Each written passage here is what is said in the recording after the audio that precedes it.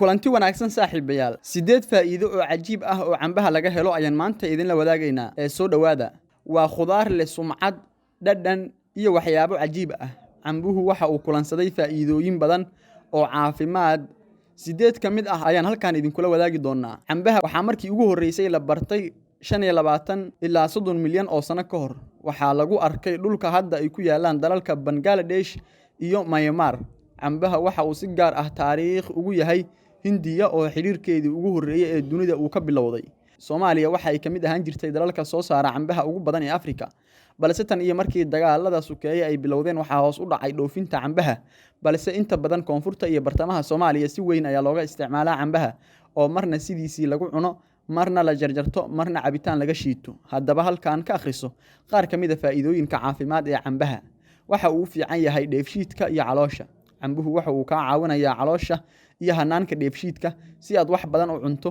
oo ay nadiif kugu noqoto caloosha sida cilmi baaris lagu ogaaday waxa uu cambuhu leeyahay maadooyin caloosha u fududeynaya inay si wanaagsan u shiido waxyaabaha borotiinada ah ee aad cunayso waxa uu sidoo kale dheefshiidka ah ka caawinayaa in si wanaagsan uu u shaqeeyo arintaasi waxay caawinaysaa in wadnaha uu si wanaagsan u shaqeeyo cambaha cagaarka ah ayaa ah midka ugu wanaagsan caafimaadka caloosha ayaa aad u wanaagsanaanayo sida lagu qoray buugaag badan cambaha iyo waxa ku dahaaranba waxa ka buuxa maadooyin u wanaagsan caloosha iyo isla markaana ka dilaya jeermiska